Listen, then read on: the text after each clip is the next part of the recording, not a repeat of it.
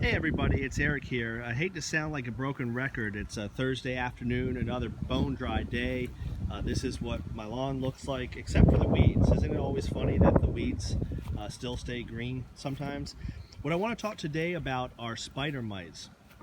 If you've been experiencing hot or dry weather, these things can really creep up on you quite quickly.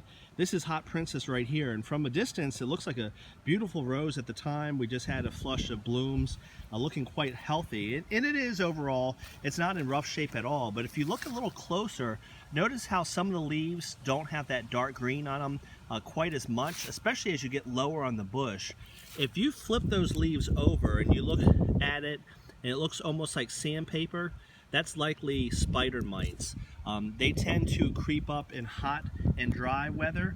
Also, I spray insecticides before rose shows, so that will also kill some of the beneficial bugs that eat those mites. So they tend to increase in population, again, during periods of hot or dry weather.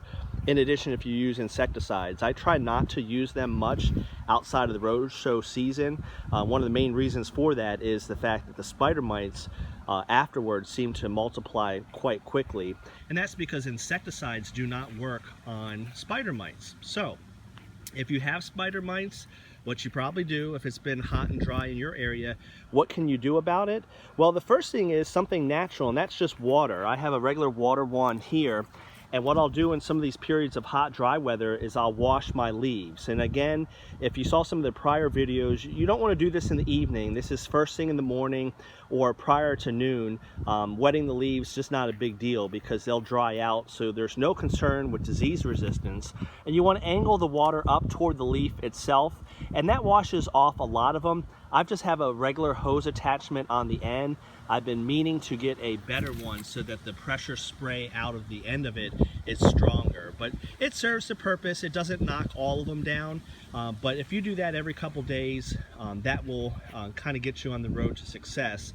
I say every couple days because they have a very short life cycle in terms of turning back over. They can reproduce quite quickly, so you do have to stay on top of it.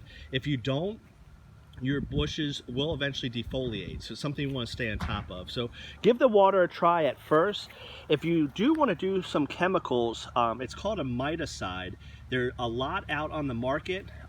Be certain that when you're looking at these, that you're looking at how they kill the mites itself or the eggs. And what I mean by that is one product that's pretty popular, it's been around for a while, is Avid.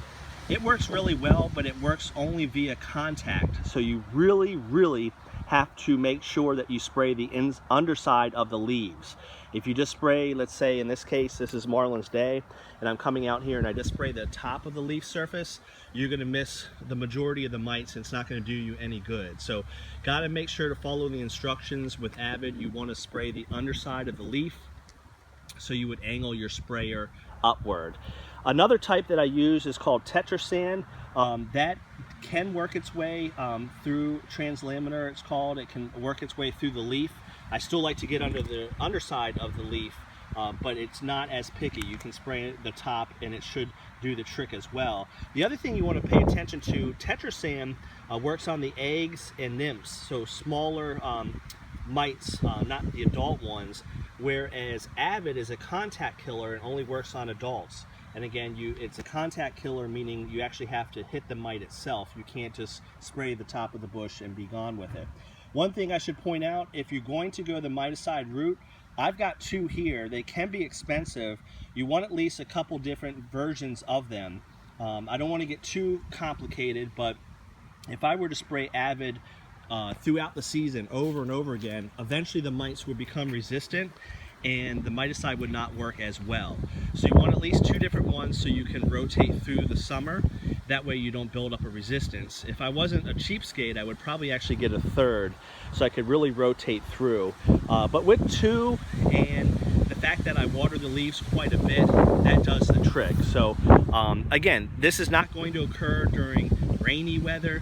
This is when you're hot and dry. Use the hose technique first, water the underside of the leaves, then maybe give a miticide a chance. But again, you don't want to use it any one particular one too many times in a row. Otherwise, you'll develop some resistance. I'll leave you with this. Again, this is a beautiful bush. It's a newer rose. It's called Crescendo. Looking really good, a lot of growth on the top of the bush, but you can tell some of the yellowing of the leaves. We've been into the 90s for a better part of a week now. We're actually in a pretty substantial drought here in eastern North Carolina. So during hot, dry weather, you're just trying to stay with your head above water. You're not going to get rid of all the mites at all, but just kind of stay ahead of them, and then when we hopefully get wet here pretty soon, they will go by the wayside. Leave your comments below. Avid and Tetrasan are two products that I use, but I know there's a lot of different ones. Floramite, along with others. Akari, I think, is one. What do you use? What do you use as a miticide? Or do you just rely on water? And if you do rely on water, I'd be especially curious if you have built your own water wand. That's just a standard one with a shower head on the end, but I know some folks have used PVC pipe and a special nozzle on the end to get a higher pressure. Comment below.